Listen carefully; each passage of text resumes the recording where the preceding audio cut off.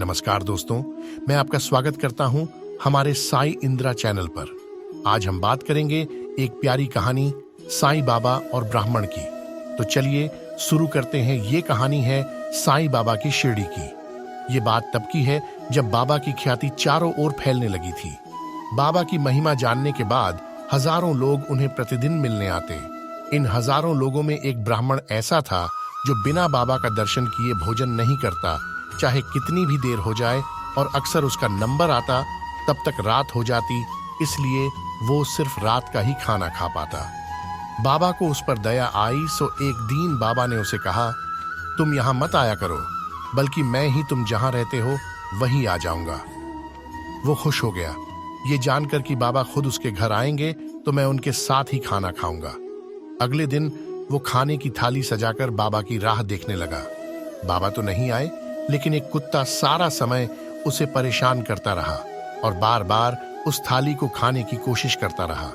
कई बार भगाने पर भी जब कुत्ता नहीं जा रहा था, तब गुस्से में ब्राह्मण ने उसे 2-3 डंडे मार दिए। दिन खत्म होने पर ब्राह्मण अपनी शिकायत लेकर बाबा के पास गया और उनसे कहने लगा, बाबा, आप मुझे वचन देकर भी नहीं आए, मैंने ऐसी उम्मीद नहीं की थी। साईं बाबा बोले, मैं तो आया था, लेकिन तुम ही मुझे पहचान नहीं पाए और ऊपर से मुझे डंडे से भी मारा। इतना कहकर बाबा ने अपनी पीठ उसे दिखाई, जिस पर डंडे के निशान साफ देखे जा सकते थे।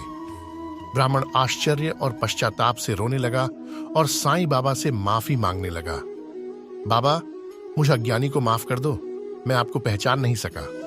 ब्राह्मण साईं की मिन्नतें करते हुए बोला, बाबा, मुझे बस एक और मौका दो, इस बार मैं आपको निराश नहीं करूंगा। बाबा भी उसकी बात मानते हुए बोले, ठीक है, मैं आऊंगा। ब्राह्मण खुश होकर अपने घर लौट आया।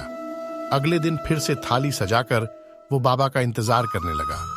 इस बार वो किसी कुत्ते के अपने द्वार पर आने की बाट जोह रहा था, लेकिन उस दिन पता नहीं क्यों उसे एक भी कुत्ता नहीं दिखा।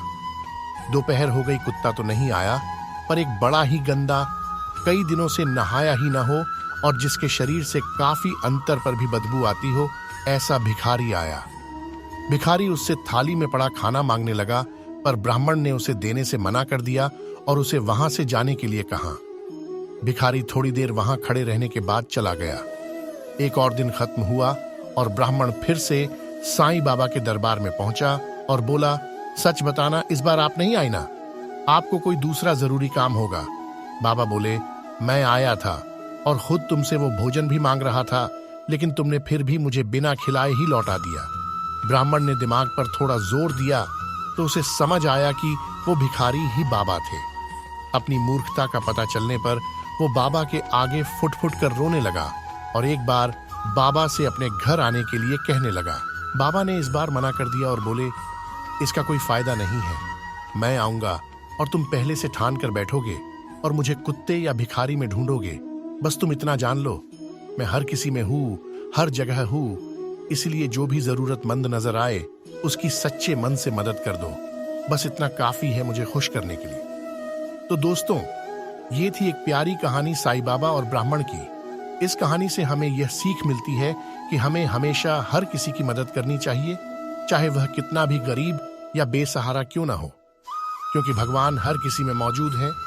अगर आपको यह कहानी पसंद आई है तो इसे अपने दोस्तों और परिवार के साथ शेयर करें, और अगर आप चाहते हैं कि हम और भी ऐसी कहानियां शेयर करें तो हमें लाइक और सब्सक्राइब करें। धन्यवाद और मिलते हैं अगले वीडियो में।